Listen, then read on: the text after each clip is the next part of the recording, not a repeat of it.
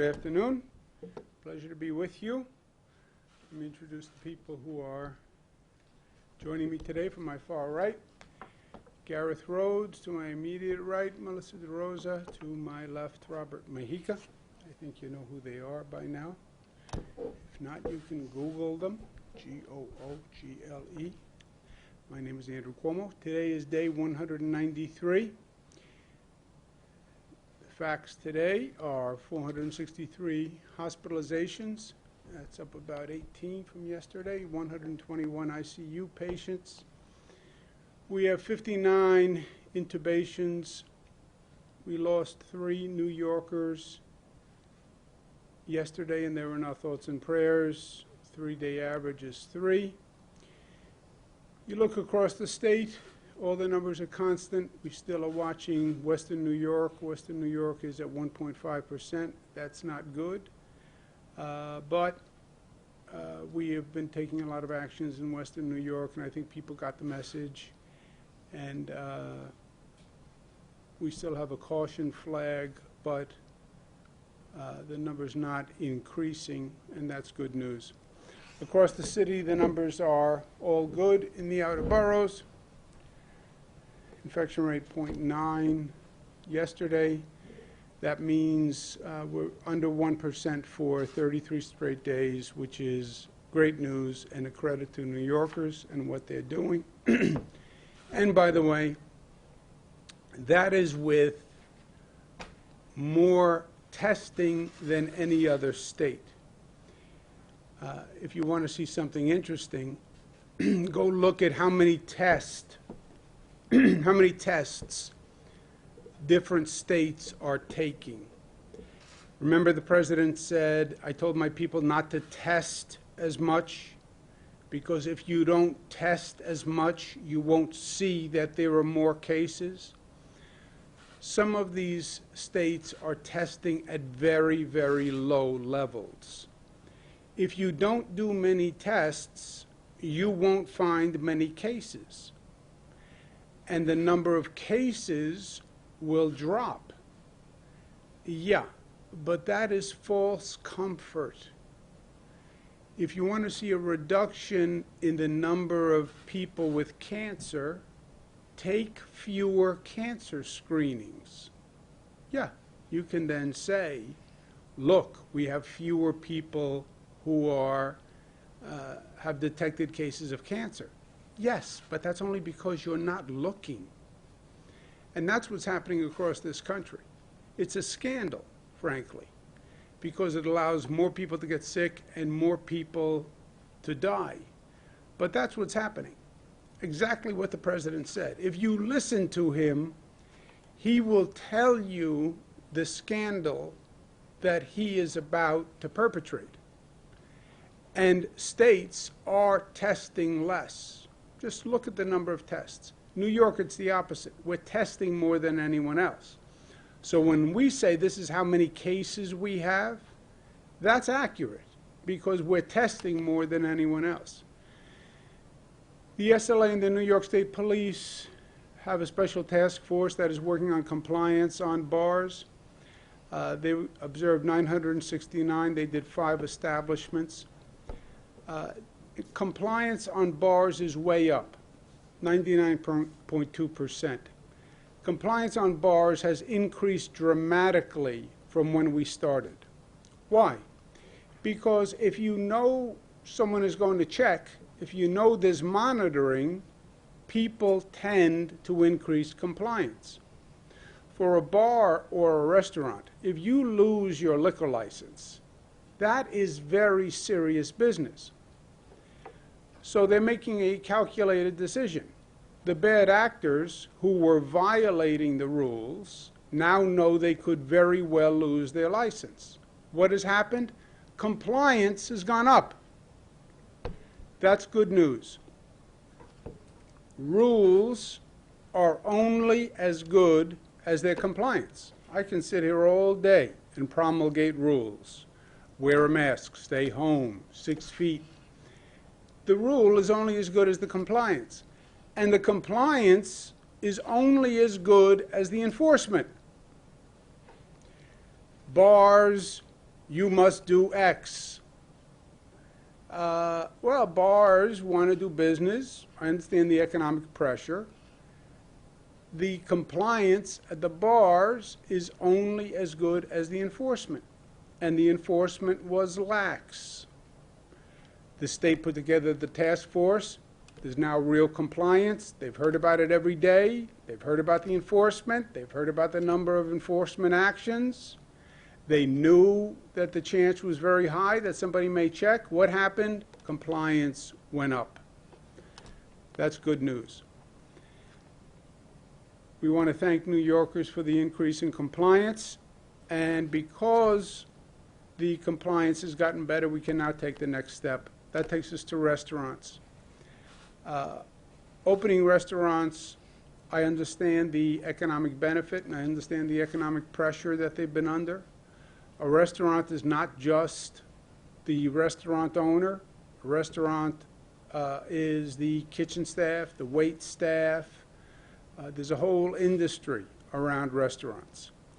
And restaurants also pose a possible risk, right? The concentrations of people inside, indoor dining, but there's also a great economic loss when they don't operate.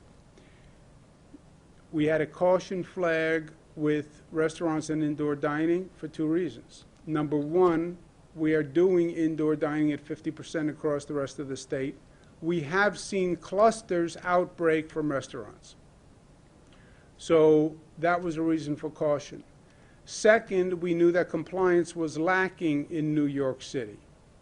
That was a reason for caution. We've been speaking with stakeholders. We've been working on this issue every day.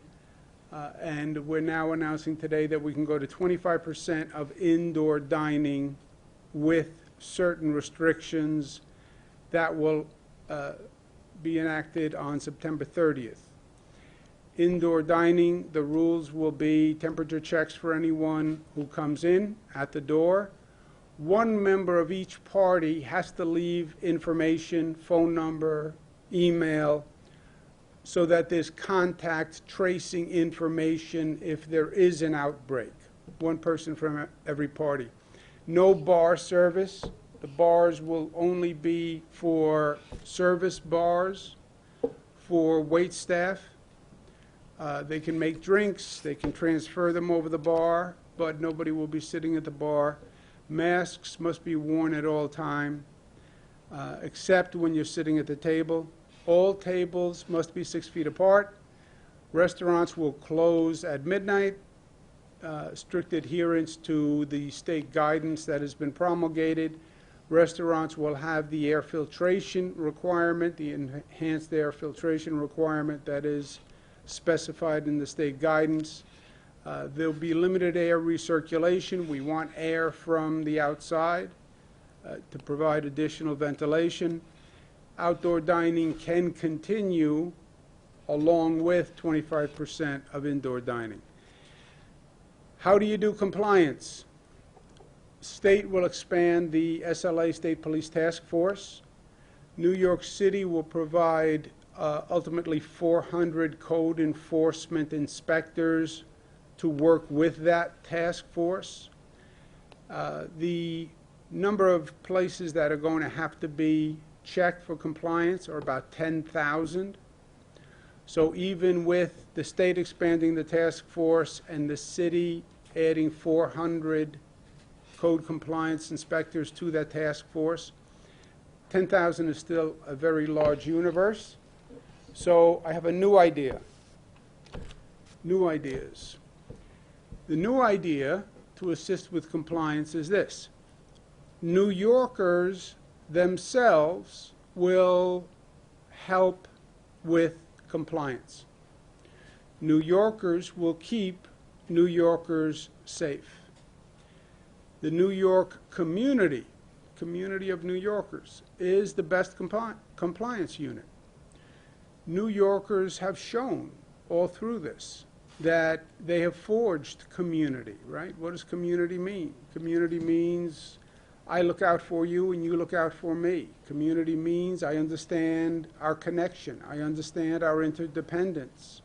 I understand that I can't keep myself safe and you can't keep yourself safe. And the only way we'll be safe is if we work to protect each other. That has worked extraordinarily well. The Restaurant Association in New York State will run public service announcement asking New Yorkers to be part of the compliance of this 25% rule. New Yorkers, I'm asking to report violations of that 25% capacity. We call it New Yorkers Protecting New Yorkers. We'll have a special alert phone number, text number that will go to the task force. And we ask people, if you're in a restaurant and you see more than 25% in that restaurant and indoor dining, you text the violation, the information, to the task force. It will all be anonymous.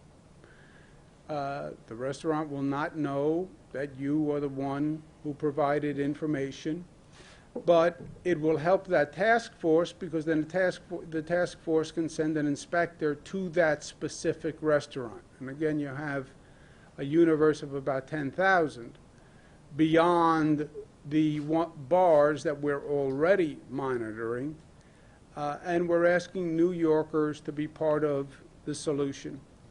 Every restaurant will post their 25% capacity of indoor dining. Every restaurant will post that text number, that phone number, where people can call and report the violation. And I'm asking New Yorkers to be part of the solution. I believe in New Yorkers. I believe in New Yorkers' ability to do the right thing.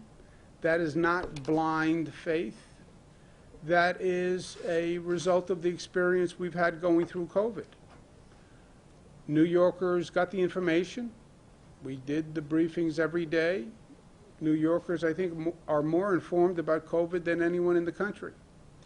And New Yorkers stepped up, right? Mask compliance, I put out the rule. New York was the first state to have a rule on mask compliance. But I couldn't enforce it. We don't have enough police to enforce it. New Yorkers enforced it. The society enforced it. If you walked past somebody without a mask, they gave you a look. And it became socialized in the New York community that you should wear a mask. You look at our infection rate. Why is it so low? Why is it lower than any other place in the country? Because New Yorkers are doing the right thing. That's why we're below 1%. So I believe in New Yorkers. They put a lot of trust and faith in me. They believed in the actions that I was proposing. And trust is reciprocal. They trusted me, I trust them. And I trust that if they have the right information, they will do the right thing. We will continue to watch the infection rate the way we do every day. If there is a spike in the infection rate, then we can always hit the emergency pause button. We can do that at any given time.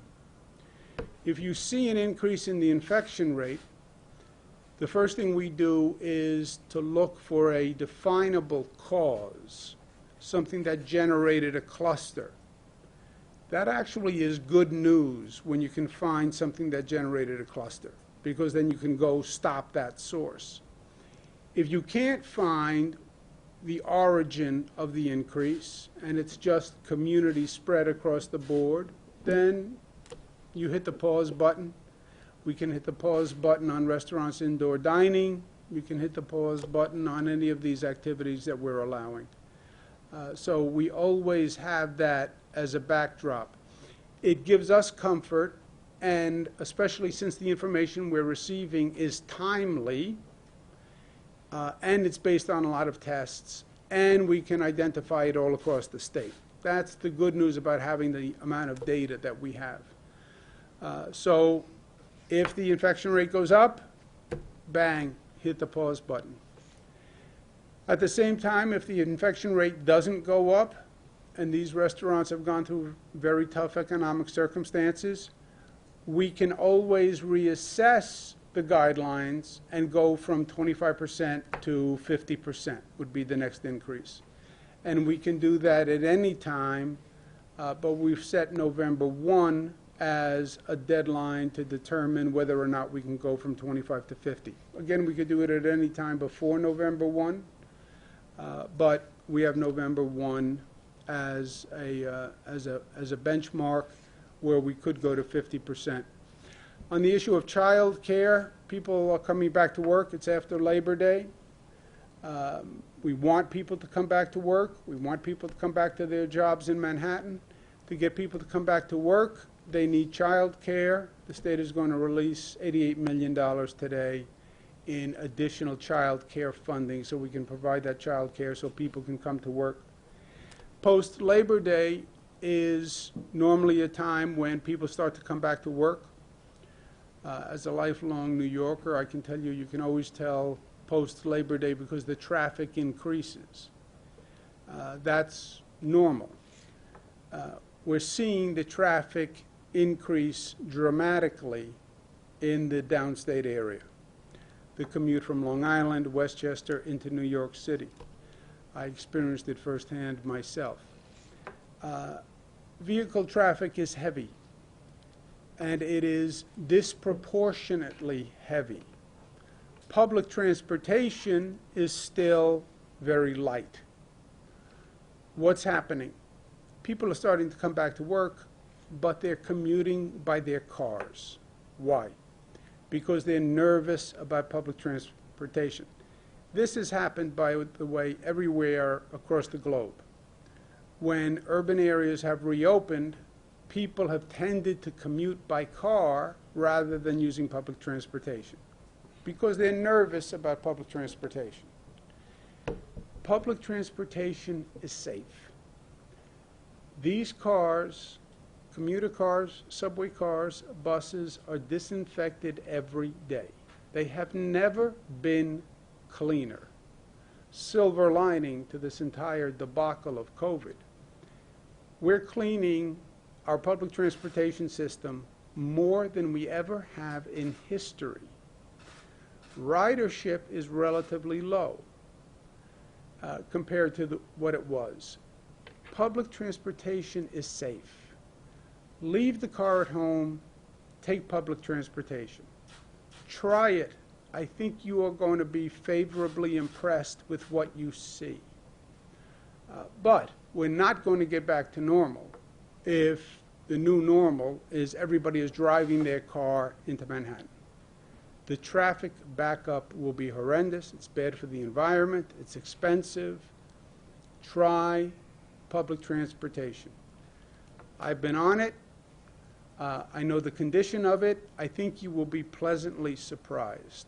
But please try it. In terms of federal help, the Senate, U.S. Senate put in a proposed package on relief. Again, it has no state and local aid. It is malpractice for this Senate to suggest a relief package that doesn't have state and local aid. Remember what state and local aid goes to? It goes to all the essential workers who we've relied on and we continue to rely on. We're talking about having a vaccine and being able to dispense a vaccine. How many nurses? How many schools? How many police? How many firefighters? How many EMS? How many medical personnel is it going to take to handle a vaccine? And now you want to cut funding for essential workers? It's ludicrous. If they don't provide state and local funding, it will be financial chaos. The deficit is so large that we would have to do everything. We'd have to cut the budgets, and cutting the budgets hurts, especially now. We'd have to raise taxes on the state and local level, which should be done at the federal level. We would also have to borrow, and you would see continued urban decay, because you know how a state government and local government cuts its budget. You're going to lose essential workers when you're supposed to be doing a vaccine. The streets would get dirtier. And by the way, they're too dirty already. Cities would not be as safe. And by the way, there's increasing crime already in New York City. You would have to raise taxes, which would put states and cities that had the COVID concentration at a competitive disadvantage. And it would destabilize the national economy for years. Every economist says the same thing. Looking at past recessions, when you starve the state and local governments and you cause more layoffs, that destabilizes the national economy. This is not Democratic or Republican issue. I'm head of the National Governors Association. This is every state. This is Democratic governors, Republican governors, all saying the same thing. It's an American issue. Senator McConnell, they have to stop this political nonsense. This is their own politics that they're playing. And they have to remember that they're supposed to be serving in the best interest of in the nation. These people took an oath. They took a constitutional oath. This is a nation in crisis. Remember your constitutional duty. You raised your hand and you took an oath. It meant something. Your word means something. The Constitution means something. Do your basic duty. Step up to the plate. Do the right thing the way New Yorkers did the right thing. And New Yorkers showed that they were tough and smart and united and disciplined and loving. We need a little bit of that in Washington, D.C. Questions? Governor, regarding the task force, are there going to be members? The city you said is going to contribute about 400 people. Are any of the members of the NYPD going to be included in that? And did you negotiate this with Corey Johnson and the mayor? Because the mayor indicated not so long ago, today, that we were close on the deal, but not quite there yet. The 400 personnel from the city, first the state, just to go back half a second. We put together the SLA State Police Task Force because New York City was not doing adequate compliance. Also, Nassau and Suffolk. Nassau and Suffolk actually increased their compliance. The task force worked extraordinarily well. How do you know that? Because the compliance has gone way up. If you remember, when we started, I would be saying we did tens of violations every day. We're now doing a handful of violations. Why? Because the bars got the message. They got the message that it's not worth risking your license. Okay. I said that we don't have enough people on that state task force to also do 10,000 more restaurants in New York City. We're going to increase on the state side membership on that SLA State Police Task Force. The city will put 400 people ramping up on that task force. The city can do NYPD, health inspectors, code inspectors. I have environmental inspectors. I have state Department of State inspectors. Any inspector, code compliant agent can function on that task force. Could be a police officer, like I have the state police. It could be a health department inspector, could be an environmental inspector. I don't really care. This is not a highly complex issue, right? You go into a restaurant, indoor dining, it's 25% of the capacity. You look at the capacity number, you count heads. If there's more than 25%, that restaurant is in violation. If the tables aren't 6 feet apart, that restaurant is in violation. People aren't wearing masks when they're not at the table, the restaurant's in violation. So it's a relatively simple issue. And we've been speaking with the speaker, we've been speaking with the controller, we've been speaking with the mayor, we've been speaking with restaurant owners. You know, everybody wants a little something different. The restaurants want it faster, some officials want it slower, but this is the best balance that we could come up with. After the mayor had his press conference this morning, did you guys further negotiate? We have been talking to all stakeholders up until the moment that I just walked out. So What are the specific penalties and repercussions for restaurants violating? You could lose your license to operate. Do they lose it immediately, or are there fines in between? Well, it depends on the egregiousness of the violation. And there are scales. You can just get a fine. You can get a penalty. Egregious violations or repeated violations, you could get, you can lose your license. It's akin to what we did on the bars, right? You could just get a violation, or they could move for immediate revocation of your license. The message to the bars, message to the restaurants, this is not an issue you want to fool around with. It is just not worth the risk. It's not worth the risk. I understand the economic pressure. It's not worth the risk. If you lose your license, that's months of being out of business, assuming you can get the license back. And what's the threshold that the infection rate has to surpass in order for you to consider scaling back? You know, Luis, there is no hard formula. You see what's going on in Western New York. We watch it every day. We have a lot of data every day. You watch it every day. Can you track it back to a cluster, which actually makes me feel better? There was a factory that was doing it. There was one bad meeting. There was one bad party. If you can track it back and there's something that you can remedy, then the infection rate increase is not as relevant. The worst case scenario is it's going up, the infection rate, and you can't track it back to anything, and it's a random community spread. That's the worst. But there's no hard number. We watch it, and if we have a cause for concern, you hit the pause button. Excuse me 1 second. One last question is, are there any subsidies or any help of any kind for restaurants in helping them with the air filtration system, which I believe are very specialized and very high cost for them? Unless Rob or Melissa or Gareth know differently. I don't believe there are any subsidies, and I also don't believe these are high cost. For most restaurants, it is literally changing the filter to a different filter. You know, if you have a home air conditioning system, not a window unit, but a central air conditioning system, you have a filter that you change periodically. I have one. I don't really change the filter, which is another problem. But theoretically, you're supposed to change the filter. There's a higher density filter. For most restaurants, it's changing the filter. We're not envisioning redoing the whole air conditioning system, which would be a major outlay.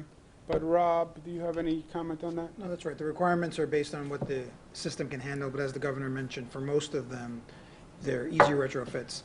And then there are also other solutions for smaller spaces. So we're not going to be specific to necessarily to the technology. Melissa, you want to add something? No. Specifically getting to that 50% capacity, I know That's a very scary mask. I know, By the way, that is really. I got it at Petco.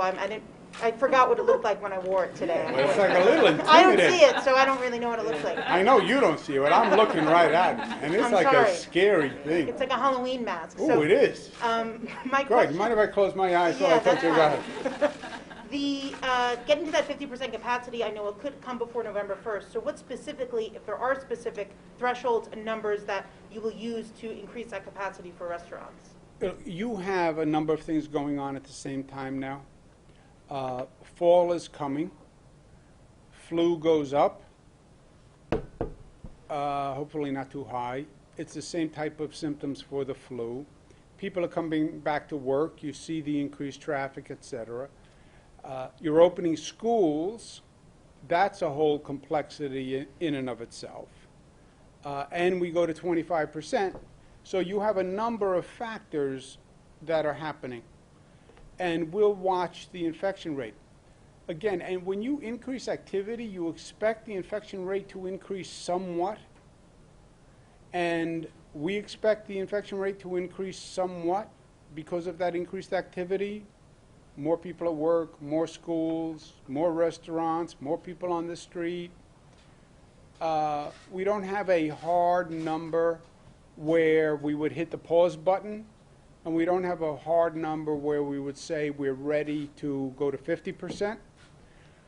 We'll just watch it and see what we hear, and we'll study the evidence. November, why November 1st? It starts to get cold, really, on November 1st, and the outdoor dining is going to be less attractive to people, unless you're just eating cold food, I guess.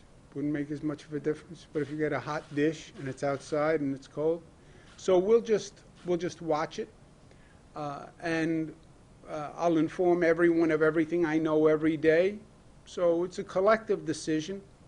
All the decisions that we've made going through this, I said to New Yorkers from day one, it's not like there's a back room anywhere here where we go back and we look at numbers and secret data. Whatever I know, I tell New Yorkers. Whatever the factors are, I tell New Yorkers. And I really believe this has been a collective process. I believe if you could vote on the decisions that we made all through this, I think New Yorkers would have voted for every decision that we made, because I give them all the information, all the facts, and I'll continue to do that. Here are all the facts. Here's everything we know. Here's the upside. Here's the downside. I think now New Yorkers would support going to 25% with those requirements, as long as we have the compliance in place. And I'll continue to provide all the information I know. I'll recommend actions based on that information. But there's no hard trigger. Why not amusement parks like Coney Island has suffered this summer, and there's only a short amount of time that they could salvage the season, and also indoor exercise classes where I'm just not seeing the logic of allowing people to unmask indoors and eat, and saliva is flying, whatever, but in an indoor studio, an exercise studio, where they could actually put tape down and keep people in a controlled area and keep their masks on, why those two things still won't be allowed?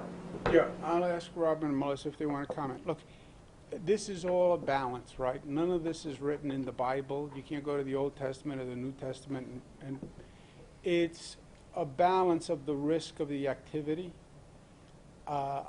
I don't think you can compare an exercise class to 4 people at a table in a controlled unit having a meal. You're in an exercise class, by definition, there are people in that class that you don't know. There are a density of people, and you're exercising. You're exhaling deeply. You're inhaling deeply. You're perspiring. You're touching other material. That is a much riskier situation to be in than sitting at a table with 4 people and not being more than 6 feet from anybody else. And not exhaling as if you're exercising and not inhaling deeply, right? It's the airborne transmission. So it's balancing the risk of that activity with the benefit of that activity. Restaurants, you have a whole economy. It's an attraction for New York City. We want people to come back to New York City. An exercise class, what is the social benefit of an exercise class? We open gyms, you can go work out. What is the social benefit of an exercise class that you really can't achieve without running that risk, right? You can do it in your living room, you can watch a video, but there's it's always a balance of the risk to the benefit. Rob, do you want to comment? We wanted to do this in a phased approach, right? So gyms only started in New York City, opened on September 1st. And we left it up to local governments to decide on fitness classes, because the activity in the fitness class, as the governor mentioned, is riskier, smaller space. If you allow for the social distancing that's required for exercise, which is water droplets can travel up to 12 feet, then you have a very limited number of people in a class, which doesn't work economically for many of the gyms. So what we said was, let's start with the gym activity, leave it up to local governments to decide on the fitness classes, especially in New York City. New York City decided they wanted to delay the fitness classes for now. Again, they've only been open for less than a week. So we're going to continue to look at it, and I think as we move forward and we see that as these other things open and you don't see increases, then you would open up the opportunity. And you are allowed to have fitness classes outdoors. The weather is still warm, so there's still opportunity to engage in that activity outside. Let me ask you, excuse me, let me ask you a question. Let me just flip the table a little bit. The exercise classes are up to local government, or are there a state rule? The exercise classes are up to local government. So we allowed all gyms to open. With the exercise classes, the local governments could decide. Oh, then let me rephrase my answer.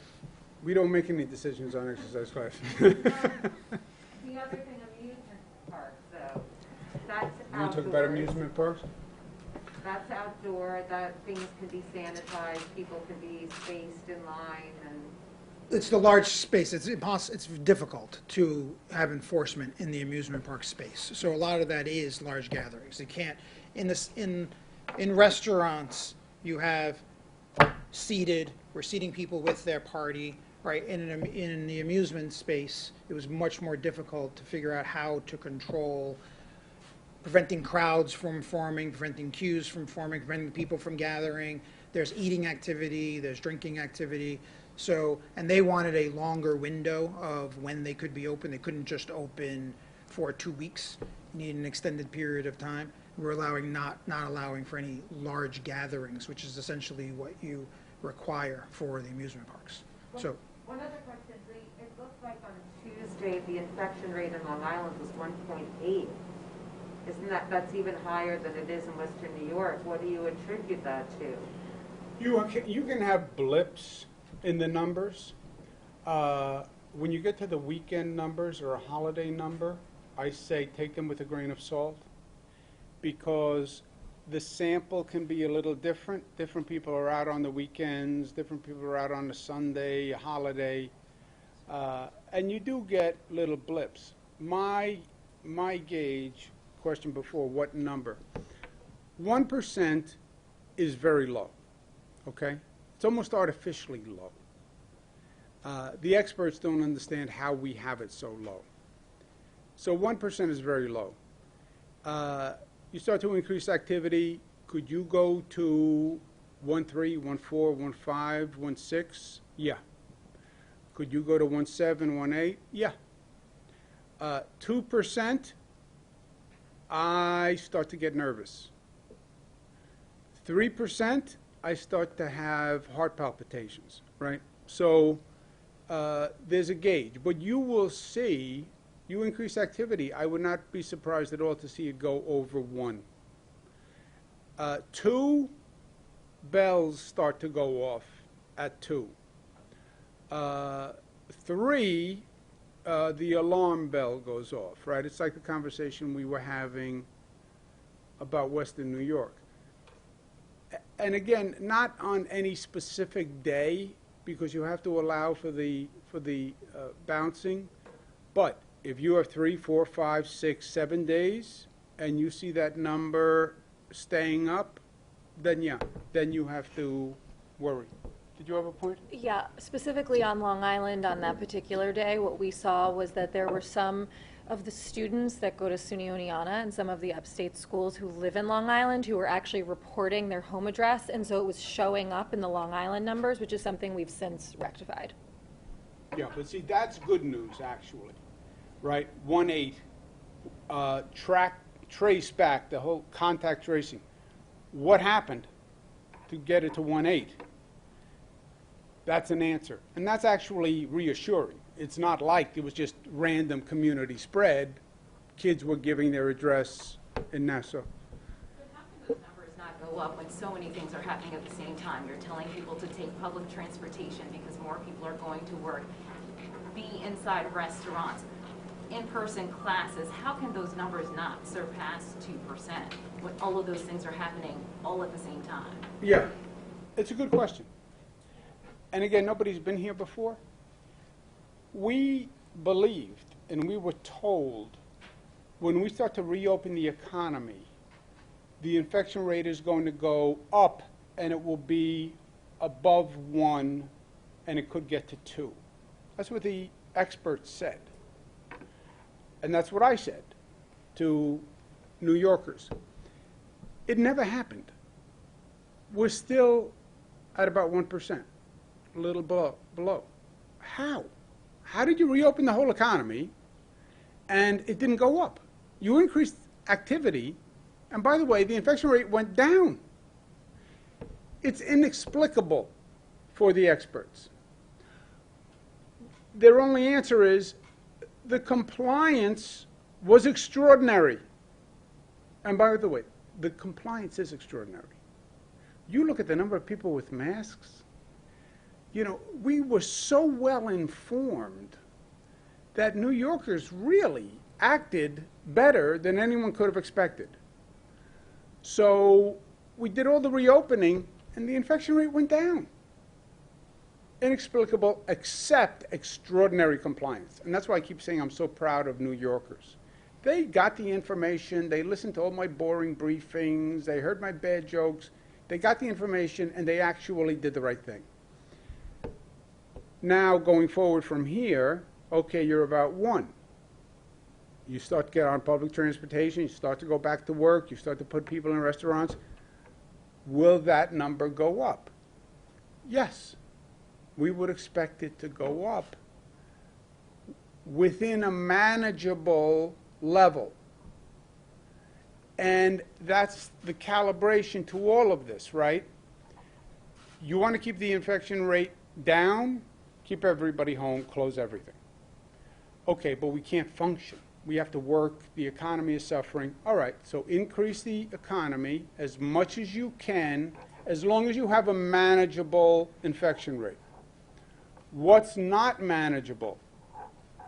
You start to hit 2. You start to go towards 3. That's when the bells start to go off. So you watch it and you monitor it, and you start to get over 2, you hit the pause button. My other question is about kind of the self-policing and asking New Yorkers to call the hotline and stuff like that. New Yorkers have, you know, as you said, the compliance has been great, but also they've seen these businesses struggle. They see, you know, businesses boarded up in their neighborhoods. How can you now expect them to, obviously something that's really egregious, they'll sound the alarm, but, you know, something that might still be dangerous, how are you going to expect them to call knowing how people are suffering during this time? Is that realistic? Well, look, first, we also have the task force and 400 people, and we're going to beef up the task force on the state side. So they're going to be doing compliance. Is it realistic to think that New Yorkers will do the right thing? Yes. Yes. Now, you as a New Yorker want to say, well, I'm in a restaurant, it violated the 25%, it's a 26%, it's a 27%, I feel bad for them. Yeah, I understand that. But I don't think New Yorkers are going to sit in a restaurant and say, they're violating the rules and they're endangering the health of New Yorkers. And they could kill someone in this restaurant. And I don't think they're going to sit by idly. I don't believe that. Yes, I feel bad for the owner. I want the owner to make money. I want the waiter to make money. So do I. But I don't want anyone to die. Any particular methodology to coming up with September 30th, why not sooner, and any look to when you could conceivably open up and allow live entertainment, Broadway, kind of the big one that's still out there, or do you need a vaccine first to realistically do that? September 30th, Zach, because you're trying to calibrate and gauge the increase in the activity. Schools are reopening. That gives us all a great deal of concern. That's why we set up that daily dashboard. All these school districts have plans. I don't know how they're going to work out. Nobody knows how they're going to work out. Are they actually going to be able to get the tests done? Are they actually going to be able to get the contact tracing done? Can they handle that volume of tests? Who knows? So we'll watch that. We have that happening. I want to get people back on public transportation. We'll have that happening. So September 30th was more calibration given the totality of events. And for this month, the outdoor dining is going well. Yes, they want to get to indoor dining, but the outdoor dining works through September for sure. You get into October, depending on the weather, it might be a little different. Broadway, high-density indoor arenas, I don't have any additional information. Again, we'll see how it goes. Your basic question is, would you be willing to take more risk? If the infection rate stays down, you can take more risk. Let's take one more. Okay, there are no more.